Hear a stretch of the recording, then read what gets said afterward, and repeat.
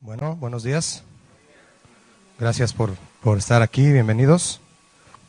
Hoy vamos a ver un tema al que le he titulado El fruto de la visitación del Espíritu Santo. El jueves pasado veíamos en qué consistió, a grandes rasgos, claro, la visitación del Espíritu Santo, el bautismo en lenguas, de fuego. Vimos una pequeña reseña de esto.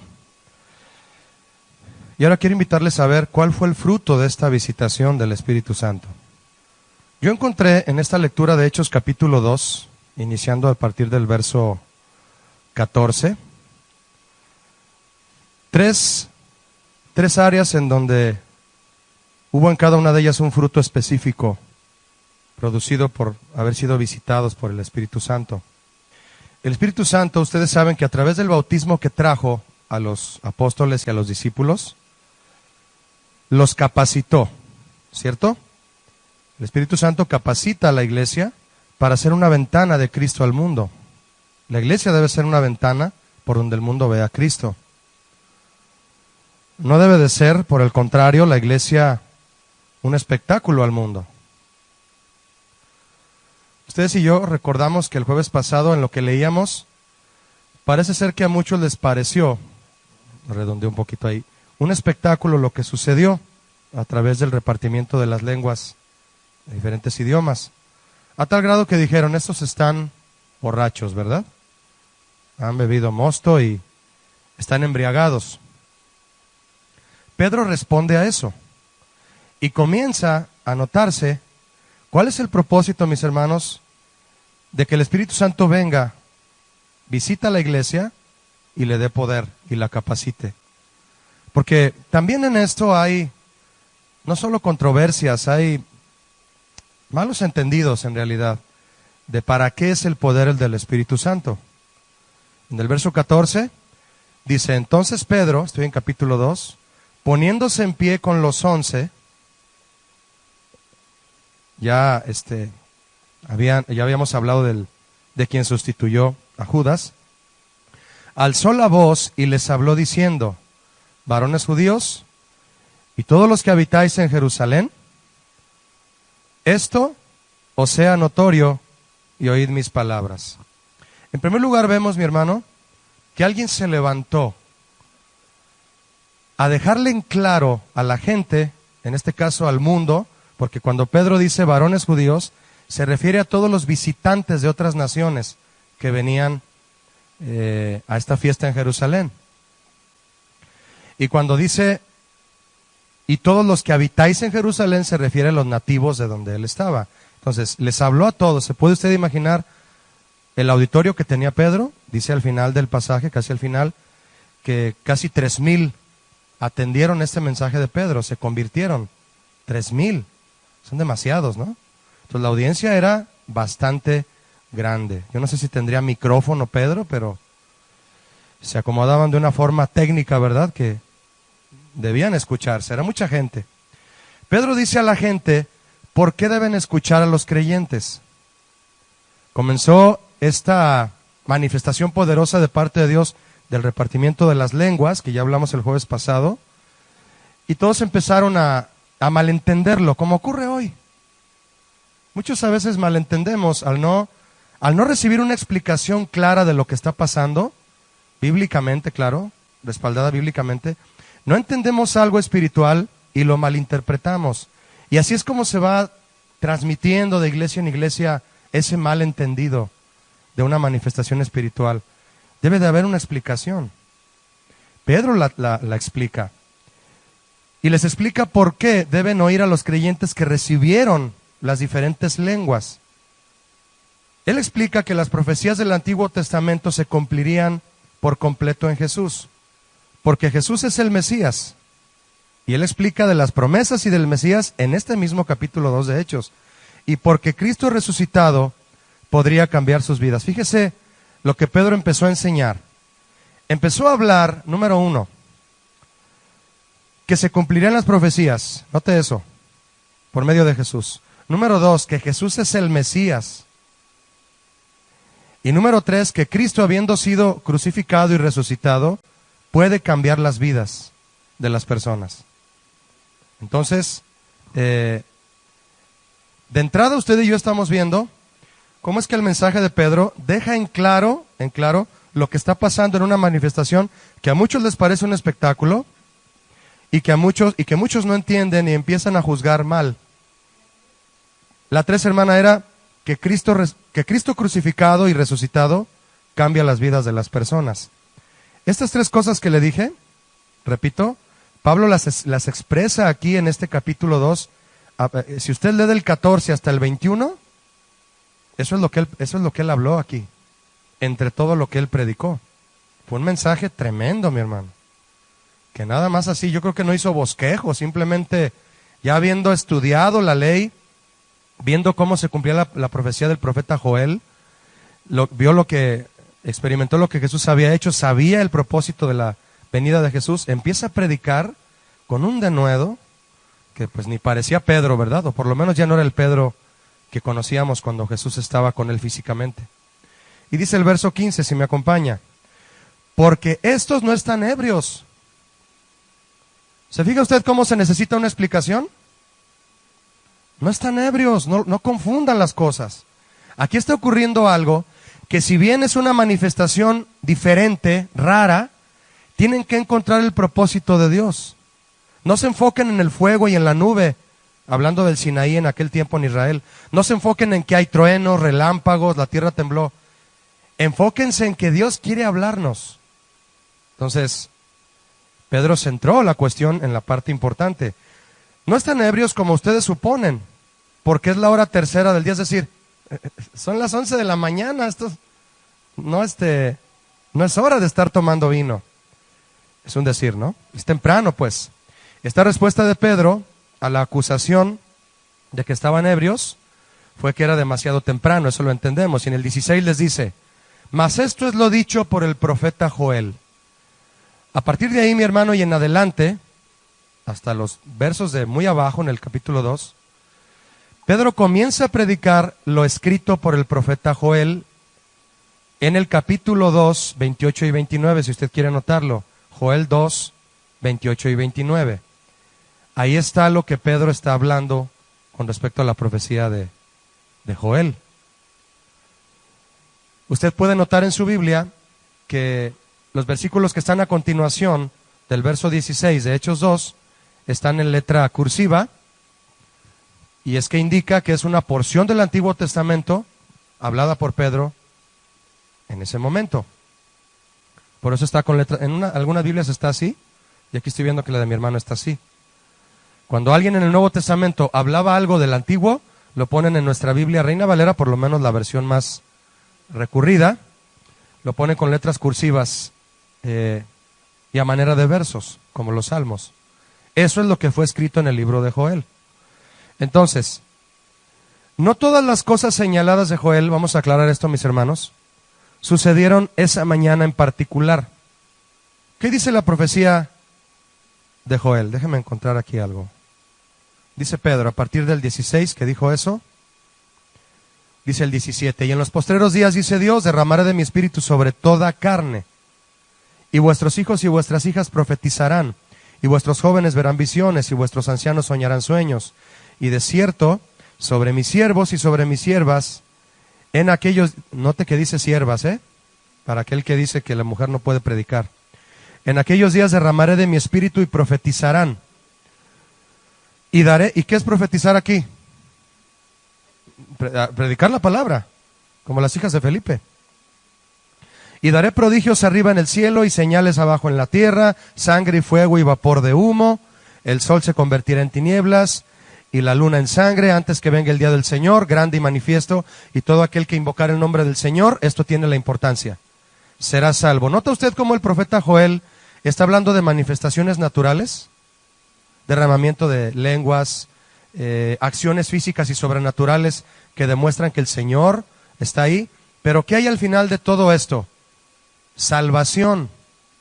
Nótelo, el mensaje de salvación. Muchos hoy en día, al malinterpretar las manifestaciones, se quedan solo con eso y no aterrizan al mensaje de salvación.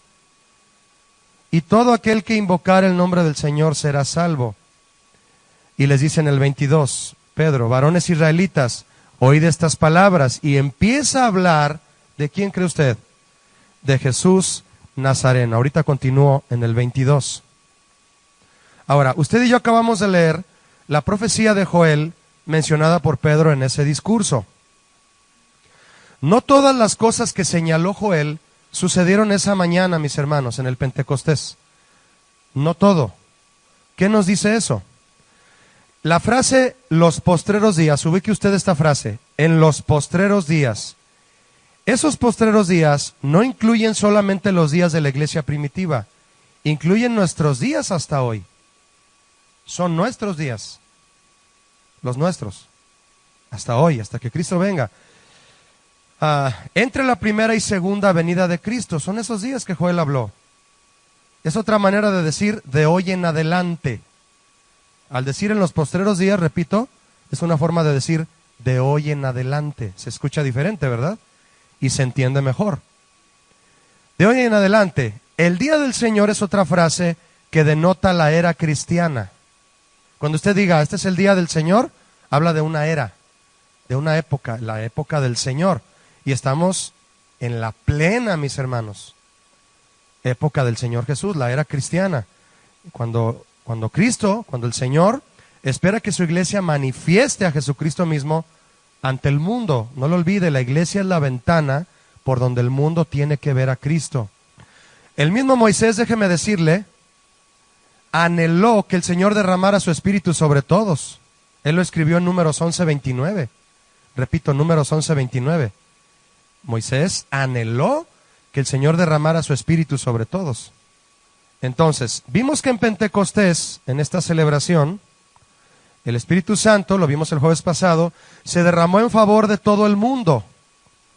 Quienes anhelaron el Espíritu Santo, lo recibieron. Esa es la promesa, mi hermano. El mismo Jesús lo dijo. Quien no tiene al Espíritu Santo, pídaselo al Padre. Es un regalo que el que lo desea de corazón limpio y sincero y legítimamente, el Espíritu Santo se derrama. Muchos creen que al no hablar en lenguas, el Espíritu Santo no se derramó. Aguas con eso, eso no es cierto. Porque la manifestación del Espíritu Santo, mis hermanos, de hablar en lenguas, es un resultado que Él desea y reparte como Él quiere. Dice Pablo a los Corintios, Él reparte como Él quiere. Pero si tú estás comenzando a tener una vida llena de temor de Dios, te importa la santidad por sobre todas las cosas, te importa responder en lo que Dios te está llamando a servir, estás siendo transformado, ¿te das cuenta que hay una transformación en tu mente? Déjame decirte, tú tienes al Espíritu Santo, tú lo tienes. Entre todas las obras que realiza Él en nosotros es llevarnos a los pies de Cristo, ¿sabías? Otra cosa que hace el Espíritu Santo es redarguirnos de pecado. ¿A ti te duele pecar? Tienes al Espíritu Santo. Nadie más te lo va a decir. ¿Tu conciencia? Tu conciencia te da palmadas en la espalda y te dice, tranquilo, no pasó nada. No se va a dar cuenta tu esposa. Tú tranquilo, nomás, hazlo con más discreción. Como los que acusaron los que fueron acusados por su conciencia en Juan capítulo 8, ¿no? Con la mujer adúltera. Desde el más viejo hasta el más joven se retiraron aventando la piedra. Dice ahí, acusados por su conciencia, no redarguidos por el Espíritu Santo. Cuando tú eres acusado por tu conciencia, nada más te haces para atrás y te desapareces y te vas y sigues haciendo lo mismo. Pero cuando eres redarguido por el Espíritu Santo, pocos lo resisten, mi hermano. Porque el Espíritu Santo quiebra, te rompe y te dice, ve a Cristo, lo necesitas, te vas a morir. Y el que resiste eso es porque de veras, yo no sé cómo le hizo. Es un orgullo tremendo el que lo alcanza a resistir, pero el que escucha la voz del Espíritu Santo se postra ante Jesús y dice, Jesús, no aguanto más, le voy a decir a mi esposa lo que estoy haciendo, voy a cambiar esta situación, voy a hablar con mis pastores y empiezas a caminar en santidad. Tú tienes al Espíritu Santo si piensas así. Esta promesa entonces fue a partir de que Jesús asciende a los cielos y hasta que vuelva a regresar. Entonces, el Espíritu Santo se derrama a favor de todo mundo que lo desea.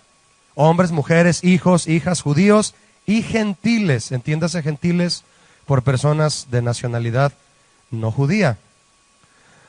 Ahora todos pueden entonces recibir al Espíritu Santo.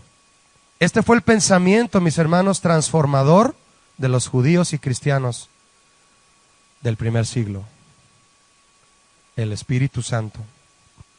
No se olvidaron de Jesús, pero el poder del Espíritu Santo los mantuvo en ese aliento que Jesús les había impartido mientras caminó con ellos. Qué gran dolor debió haber sido, mis hermanos, decirle adiós a Jesús, ¿no lo cree? Imagínense ver a Jesús elevándose al cielo y ¿ya se va? ¿Qué vamos a hacer? Pero viene el Espíritu Santo, no se les olvida que Jesús se fue, pero recobran fuerzas para seguir adelante, ¿no? Pedro continúa predicando, usted y yo lo vamos a ver aquí, basándose en la promesa del profeta Joel, y en el verso 21 nos muestra otro fruto más. No le dije literalmente cuál fue el primer fruto de esta visitación del Espíritu Santo. Perdóneme, se lo digo, póngalo arriba de la hoja. Primer fruto de la visitación del Espíritu Santo: la predicación del Evangelio con autoridad y propósitos divinos. La predicación del Evangelio con autoridad y propósitos divinos. Lo repito, la predicación del Evangelio con autoridad y propósitos divinos. ¿Qué es esto? El primer fruto de la visitación del Espíritu Santo. ¿Quieres comprobar que el Espíritu Santo está en ti? Te va a surgir un deseo continuo de decirle a la gente que necesita a Cristo. Eso es una muestra de que el Espíritu Santo está en ti. Mi madre es una mujer que cuando trabajaba, ahorita está enferma, cuando trabajaba era una mujer que, mire, yo tengo muchos amigos que ella trajo al Evangelio. Hay uno de ellos que es pastor ahorita. Un amigo que tiene una iglesia, él dirige una iglesia que no es de casa de oración, pero él predica la palabra allá en Arenales Tapatíos, y él sigue sirviendo al Señor y visita a mi mamá con mucho cariño, porque ella es la que le decía, a mi mamá es de armas tomar. Ella es la que le decía, tú eres un pecador, Mario, necesitas a Dios, ya deja eso que estás haciendo. Y él nomás se le quedaba viendo a mi mamá. Ay, señora Concha, pero ¿por qué me dice así? Ven a la iglesia conmigo para que sepas lo que Dios quiere para ti. Se lo lleva y cae postrado, y ahora es pastor él. Y otros santos amigos que tengo y amigas de ella que trajo a la iglesia. ¿Por qué? Porque yo estoy seguro que mi madre recibió esa convicción a través del Espíritu Santo, y en primera oportunidad que tenía, decirle a la gente, tú necesitas a Dios. Lo que necesitas es acercarte a Dios, en donde quiera que ella iba, ¿no? Entonces, en ese sentido, mis hermanos, es que es el primer fruto. Si tú te quedas nada más en la manifestación del Espíritu Santo, de hablar en lenguas, y no predicas el Evangelio, no estás cumpliendo el propósito de que el Espíritu Santo te haya visitado. No lo estás cumpliendo. Entonces Pedro se levanta y dice, no, yo tengo que aclarar esto. Y empieza a predicar. Fruto número 1, la predicación poderosa del Evangelio. Ahora, ¿nota usted el cambio totalmente controversial de Pedro después de haber ido al monte de la transfiguración? ¿Qué le propuso Pedro a Jesús en el monte de la transfiguración? ¿Quieres que hagamos 3 enramadas, Señor? Una para ti, una para Moisés y una para Elías. Y pues acá escondidas iba a ser una cuarta para él y para Juan y Zebedeo, ¿no? ¿Para qué era esa enramada? Aquí nos quedamos. ¿Qué le dijo Jesús? No, Pedro, hay que descender. Hay cosas que hacer abajo. Esto fue solamente una preparación, un encuentro con Dios, un encuentro con la ley y los profetas, Moisés y Elías, para que todo el mundo sepa a través de la historia que Jesús está ligado a la ley y los profetas, Moisés y Elías. Que no es Jesús solamente, sino que hay una historia de Jesús, que Él es eterno, escrito desde el Génesis y mucho antes. Eso es lo que estamos viendo con el grupo básico en el Evangelio de Juan, que Jesús existe desde siempre. Pero hay que bajar, Pedro, aquí no nos podemos quedar. ¿Cómo nos vamos a quedar aquí? Este Pedro fue transformado y no se quedó con su don de lenguas, predicando ahí y escuchar a la gente, están borrachos, y Pedro, no estamos borrachos, están locos. No, le preocupó. A ver. Se ha de haber peinado, se ha de haber arreglado la barba y se paró. A ver, atención todos, ¿estos no están borrachos? Les voy a explicar qué significa todo este asunto. Entonces, mis hermanos, quedarnos en las manifestaciones no es correcto. Disfrutarlas, saber que Dios está manifestando de una manera en nuestras vidas, sí, qué bueno. Pero tiene que haber fruto en tu vida.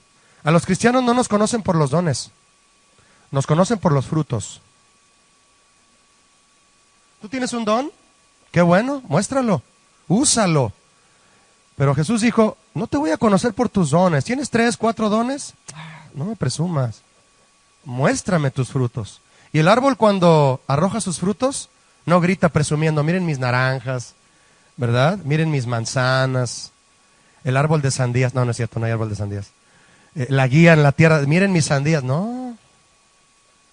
Simplemente da el fruto y el árbol permanece esperando que todo el mundo venga a comer de ese fruto. Porque el fruto no es para ti. ¿El árbol se come su propio fruto?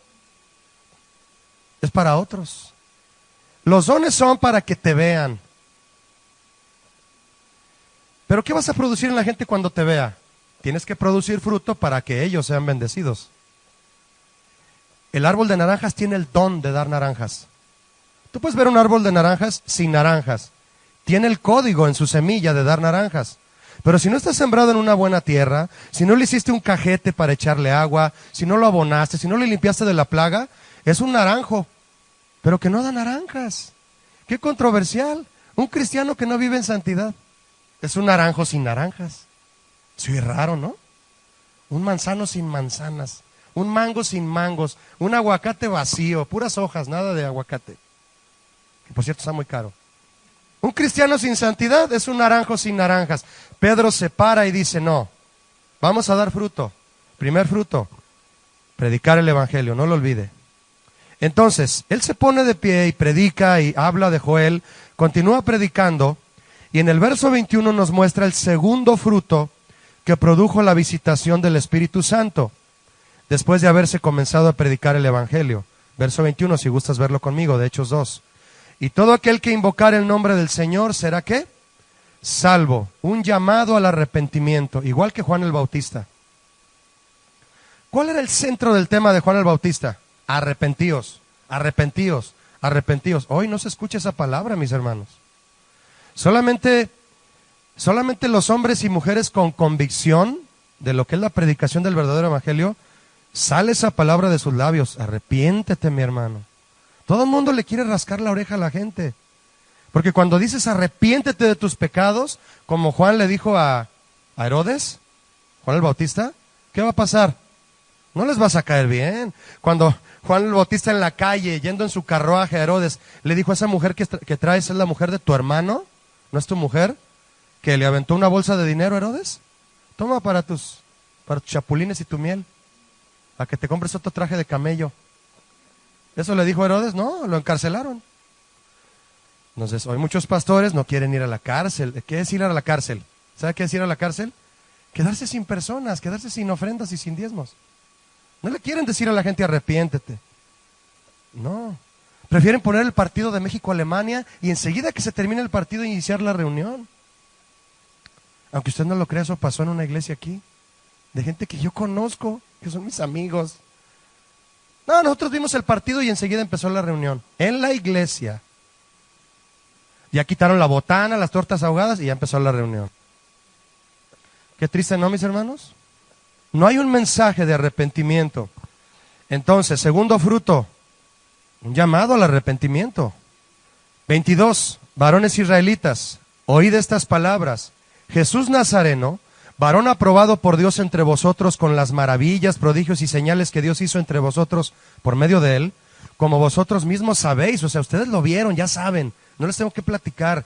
23, a este, entregado por el determinado consejo y anticipado conocimiento de Dios, prendisteis y matasteis por manos de inicuos, crucificándole, al cual Dios levantó, lo resucitó, sueltos los dolores de la muerte. Pedro sabe cuánto sufrió Jesús, por cuanto era imposible que fuese retenido por ella. ¿Qué tal, Pedro, No, tremendo. Todo lo que le sucedió a mis hermanos a Jesús estaba bajo el control de Dios. Pedro lo sabía y lo estaba predicando. Lo que Pedro está hablando aquí, mis hermanos, es que el plan de Dios no se interrumpió con la muerte de Jesús. No, se consumó, se empoderó más de lo que alguien pudiera creerlo. Ni siquiera el gobernador romano, al crucificar a Jesús, al enviarlo al Calvario, o ningún oficial judío de los fariseos que lo aprendieron, pudo detener el plan de Dios.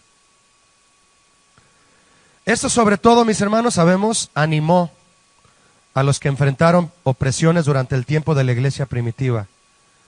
Eran presos, eran perseguidos, fueron llevados a las fieras a ser devorados, pero tenían fuerzas para enfrentarlo.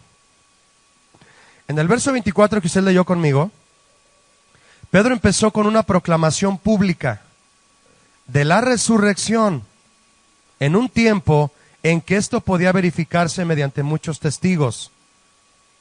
¿Cómo podían constatar que Jesús había resucitado? Solamente con testigos, solamente. Entonces, declarar que Jesús había resucitado era una declaración enérgica, mis hermanos, era una declaración de, así, como decir que el Bronco va a ganar la presidencia. O sea, una cosa así que, ¿qué? ¿Cómo? Perdón por la payasada. ¿Y que vaya ganando? No, mejor me callo. Nos mochan la mano, ¿verdad? Por andar hablando.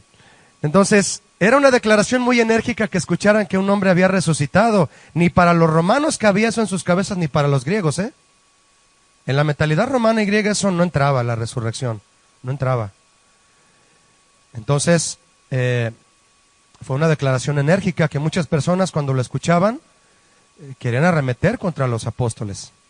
Pero muchos lo tomaron como debió de ser, mis hermanos. Se arrepintieron. La resurrección de Jesús fue la última señal de que todo lo que dijo él de sí mismo, Jesús, sería verdad. Y lo cumplió. Pablo escribió a los Corintios en la primera carta 15:14 que si Cristo no hubiera resucitado, vana sería nuestra fe. Vana, es hueca. ¿Qué hacemos aquí? Vea conmigo el verso 36, por favor. De Hechos 2. Sepa pues, ciertísimamente, toda la casa de Israel, que a este Jesús a quien vosotros crucificasteis, Dios le ha hecho Señor y Cristo. Cristo es ungido, el escogido, el único. Al oír esto, se compungieron de corazón. Ahí está, mis hermanos. Se arrepintieron. Y fíjese lo que dijeron. Y le dijeron a Pedro y a los otros apóstoles, varones hermanos, ¿qué haremos? Quiero que usted me diga, ¿qué hubiera pasado si solamente la iglesia primitiva se hubiera quedado con la manifestación de las lenguas de fuego, sin haber dado este discurso? ¿Qué hubiera pasado? Nadie se hubiera compungido de corazón. Se hubieran impresionado. Oye, ¿qué está pasando en esa iglesia? Hay un avivamiento. La iglesia está encendida, hay mucha gente, hay fila para entrar a la iglesia. Sí, pero nadie se arrepiente. Nadie se compunge de corazón. ¿De qué sirve? La explicación en la predicación de Pedro, mis hermanos, es lo que trajo arrepentimiento de corazón. A tal grado que le dijeron a Pedro, ¿qué hacemos? Escúcheme, hay gente que se arrepiente en su corazón de sus pecados, pero tú tienes que decirles qué hacer. ¿Qué sigue después de que la gente se arrepiente y se convierte a Cristo? Mis hermanos, un trabajo arduo, discipular. Discipular. Hay gente que toma esa carga en serio, claro, guiados por el Señor, y en su misma casa ya invitaron a 2 o 3 vecinos que les gusta leer los salmos, alguien se los explica, están entendiendo. Oye, pues esto me está gustando, ¿qué hago? Recibe a Cristo en tu corazón. ¿Y qué más? Oye, pero ¿qué sigue? Vamos a tener un estudio cada martes. Te vienes aquí a las 6 de la tarde. Y ahí están las personas. Ya son 20, ya son 30. Ya le hablan al pastor Adrián. Pastor, somos 30. ¿Cómo que son 30? Sí. Necesitamos un pastor. Y empieza la iglesia. Todas las iglesias empiezan en la casa, ¿sabía? Las iglesias deben de empezar en casa. Tu casa debe ser la semilla de la iglesia. Por eso nuestras casas, nuestras familias, mis hermanos, son el seno de lo que es en realidad la iglesia. Aquí venimos a reunirnos y a manifestar lo que sucede tú en tu casa y yo en la mía. De que le hablamos a nuestros hijos del evangelio, oramos con ellos, les estás enseñando la verdad, les estás enseñando la santidad. Aquí venimos a celebrar lo que Dios hace en nuestras casas. Ahorita lo vas a ver, si no es que ya lo has leído. Compartían el pan en las casas. Se compungieron. Después del poderoso y ungido mensaje de Pedro, ¿qué pasó? Pues la gente se conmovió, no era para menos. Fue un mensaje ungido, lleno del Espíritu Santo. Se arrepintieron, se compungieron profundamente y le preguntaron a Pedro, ¿qué hacemos? Esta es la pregunta, mi hermano, del millón, que todos debemos hacer cuando recibimos una manifestación de Dios. Fue la pregunta que Pablo hizo. ¿Qué quieres que haga, Señor? Es la pregunta que todo cristiano debe hacer en determinado momento. ¿Te llega tu momento? No te preocupes por lo que tienes que hablar, nada más dile, Señor, ¿qué hago? Y Él te va a decir, vete a Damasco, Pablo. Allá se te dirá lo que tienes que hacer. ¿No me lo vas a decir ahorita?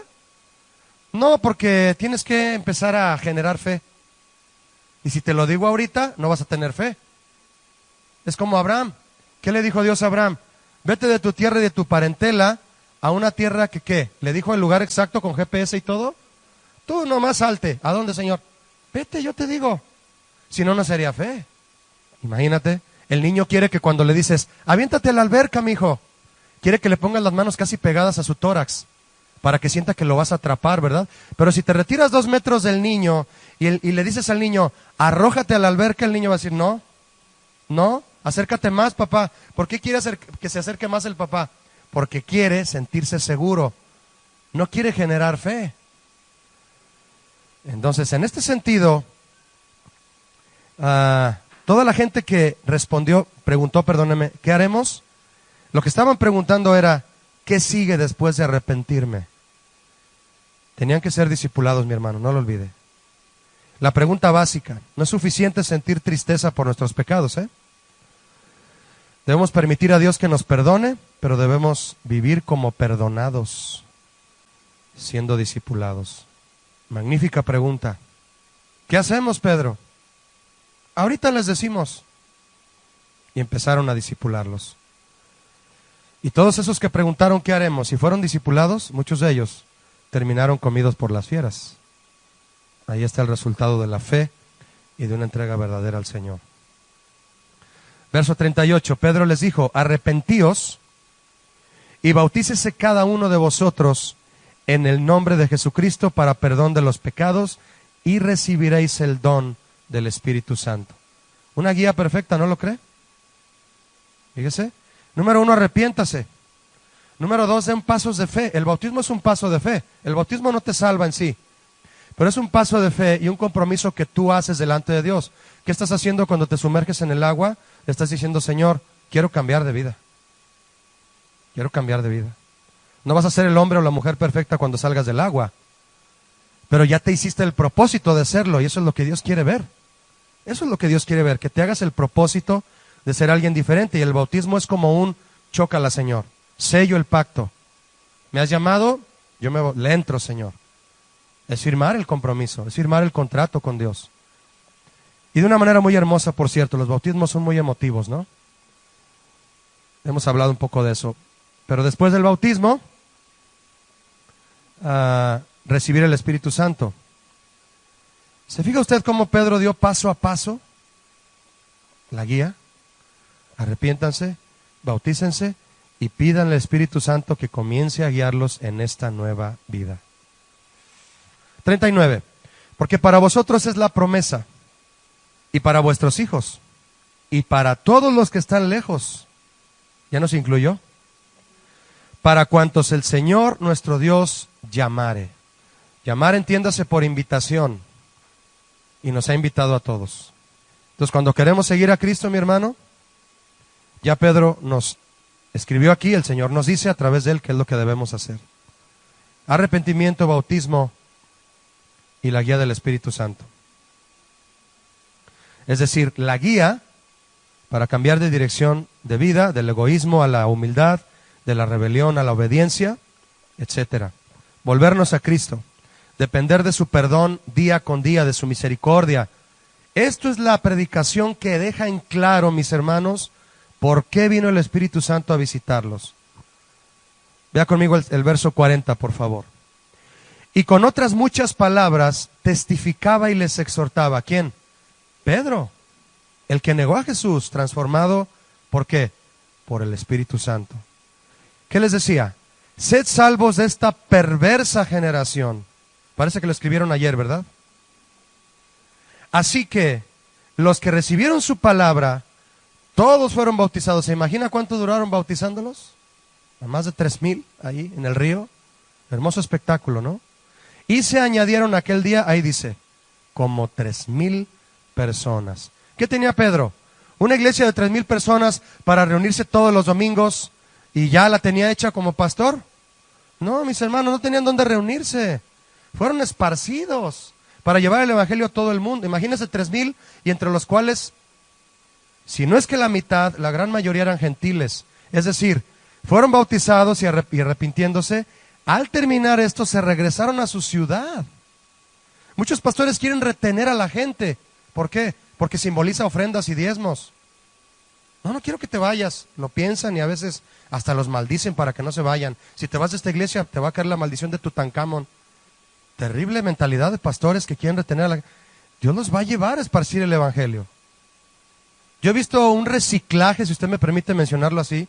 He visto un reciclaje de personas que han llegado a la iglesia, tengo aquí desde el año 2000, que han llegado aquí a la iglesia y ahora han sido enviados a predicar y a levantar iglesias en Cristo en muchos lugares, y muchas son obras de la misma organización de casa de oración, que llegaron aquí, sabían que tenían un llamado de Dios, obedecieron y están sirviéndole a Él.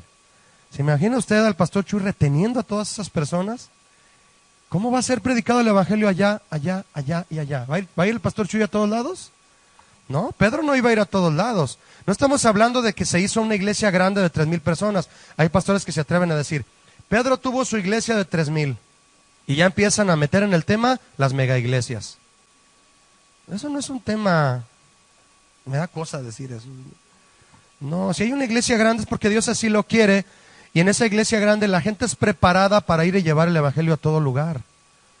No es para que venga a la iglesia y se siente llena y ya vamos a hacer un auditorio de 15,000. Mire, hermano, yo estoy seguro que cuando la gente viene, es discipulada y es enviada, es otra cosa que hablar de una iglesia enorme que nada más se llena de gente que se sienta y ahí están en esa silla hasta que se mueren. No, Dios te llamó a estar en una silla para aprender, pero una vez que hayas aprendido, que te vaya bien a donde Dios te envíe. Y cuando Él te envíe, y con la bendición de tus pastores. ¿Me expliqué o no? Yo no sé a mí, el Señor, cuánto tiempo me va a tener aquí. Yo estoy con el contrato abierto con el Señor, así como Abraham. Vete allá, te diré lo que tienes que hacer. ¿Cuánto tiempo? Yo te aviso. Con Dios no hay contratos de un año. Con Dios no hay contratos de cristianismo por 15 años. Él te va a decir lo que tienes que hacer hoy en la tarde, mañana, la semana que viene, el mes que viene. Tienes que estar atento. Y cuando tú lo sepas, tu esposa lo va a saber, tu esposo lo va a saber, tus pastores. El Señor les va a hablar a todos. ¿A cuántos he visto venir a decirle al pastor Chuy? Hombres que han sido preparados aquí. Pastor, mi esposa y yo estamos sintiendo una inquietud de ir a llevar la palabra a este lugar. El pastor Chuy se ríe y les dice, sí, ya me dijo el Señor, a mí también. Y han sido enviados, mi hermano, muchas personas. El primer misionero a Estados Unidos fue el pastor Memo Gómez. Cuando él fue con el pastor Chuy, oye, Chuy, Rita y yo estamos sintiendo, y Chuy se rió y le dijo, sí, ya a Vicky y a mí el Señor ya nos dijo también. Ya todo se empezó a confirmar y fueron los primeros misioneros al estado de California. Hay otras iglesias en México y yo sé que hay otras organizaciones cristianas que envían misioneros y saben que el propósito es llevar el evangelio a todo el mundo. No concentrar a 3,000 personas en un lugar y que ahí se esté. La iglesia no es para eso. Estos 3,000 que se convirtieron, no los vio Pedro y dijo, ahorita recogemos una ofrenda. No, mis hermanos. Esta era la iglesia primitiva, perseguida, con un compromiso verdadero, el cual debemos imitar. Tercer fruto y último de la visitación del Espíritu Santo captado en este capítulo 2. Tercer fruto de la visitación del Espíritu Santo. Surge la primera iglesia, y yo pondré entre paréntesis, la iglesia ejemplar. La famosísima iglesia primitiva. ¿Qué es primitiva? Primera. Pionera. Pionero es primero. Primitiva, primero. Tercer fruto de la visitación del Espíritu Santo, repito, surge la primera iglesia. La iglesia ejemplar, la iglesia que Cristo hizo brotar con su propia semilla. Jesús dijo, si el grano de trigo cae en tierra y no muere, no da fruto. Si se lo come el pájaro, si se seca encima de la tierra, si cae entre piedras, no hay nada. Pero si cae en tierra y muere, ¿Qué dijo Jesús? Da mucho fruto. Mis hermanos, este es el fruto de esa semilla de trigo. ¿Quién era esa semilla de trigo? Jesús. En la iglesia actual, mis hermanos, la semilla que hace florecer la iglesia actual debe ser Cristo. Cristo en todo. Cristo la cabeza. Y si es la cabeza, lo es todo, porque de tu cerebro viene todo lo que tu cuerpo hace. Él debe ser la semilla. Y es cuando entonces viene toda la explicación que Lucas escribe con respecto a quién era la iglesia primitiva, aquí en Hechos 2. Lucas escribe todas estas características tremendas de la iglesia primitiva, que es, repito, resultado de la visitación del Espíritu Santo. Una iglesia donde surja, mis hermanos, si es aquí, si es en Tijuana, si es en Europa, debe surgir por obra del Espíritu Santo. Vea lo que dice el verso 42. Y perseveraban en la doctrina de los apóstoles. ¿Quién? Todos los que se convirtieron. En la comunión unos con otros. Esto habla de la relación. Comunión unos con otros habla de relación, mis hermanos. Salmo 133. Mirad cuán bueno y cuán delicioso, escribió el rey David, habitar los hermanos no solo juntos, sino en armonía. Dice el Salmo, es como el buen óleo que desciende sobre la cabeza de Aarón, corre por su barba y hasta el borde de sus vestiduras. Es decir, es un aceite derramado a través de un cuerno, como el que derramó Samuel sobre David, sobre la cabeza del sacerdote. ¿Qué hace el aceite cuando te derraman 2 litros de aceite? ¿Crees que se te va a quedar todo aquí en la cabeza? Se chorrea todo, cae sobre la barba, lo cual habla de un voto de nazareato. La barba y el pelo largo hablaba de un compromiso. Se escurre sobre toda la vestidura y hasta el borde, llega hasta el piso el aceite. Dice el rey David, algo extremadamente profético, mis hermanos. Fíjese, cuando el Espíritu Santo es derramado sobre la iglesia, ¿quién es la cabeza de la iglesia? ¿Sobre quién cae primero la unción del Espíritu Santo? Este es mi Hijo amado en quien yo tengo complacencia. A él oíd. El Espíritu Santo en forma de paloma, primero sobre Cristo. Le da fuerza, le da poder, porque va a empezar un ministerio poderoso de milagros, de prodigios, y después la fuerza para llegar al Calvario y derramar hasta la última gota de sangre. Necesitaba la fuerza del Espíritu Santo. Jesús es ungido. Ese aceite empieza a correr y baja por el borde de sus vestiduras. ¿Quién es el cuerpo de Cristo? La iglesia. La iglesia recibe esa misma unción. Entonces, fíjese, dice el Salmo 133, es como el buen óleo que desciende sobre la cabeza y corre por la barba y hasta el borde de las vestiduras. ¿De quién? Dice el Salmo 33. De Aarón. ¿Quién es Aarón? El sumo sacerdote. ¿Quién es el sacerdote de nuestras almas? Dice Hebreos. Jesucristo. Él es el sacerdote de la iglesia. Entonces, cuando la iglesia se mueve en la unción del Espíritu Santo, mi hermano, lo que hacemos es decirle a Cristo, tú eres el ungido. ¿Qué significa? ¿Cómo se dice ungido en griego? Cristo. Tú eres nuestro Cristo. Cuando creemos que Él fue ungido por el Espíritu Santo y la iglesia es guiada por el Espíritu Santo, tiene el aceite de Dios, nuestra cabeza es Cristo y es la principal.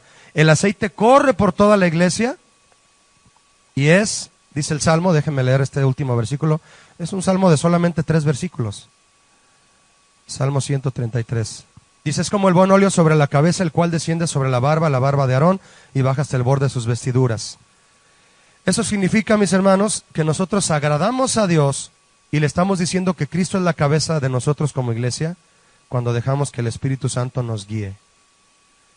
En este salmo se manifiestan de manera poderosa y proféticamente la participación de Cristo como cabeza y el Espíritu Santo como guía de la iglesia en este Salmo 133. ¿Y qué provoca Cristo como cabeza y el Espíritu Santo sobre la iglesia? Que esta unidad le agrade a Dios, que sea delicioso. Cuán bueno y cuán delicioso. La iglesia está en armonía. La iglesia sabe cuál es el propósito de Dios.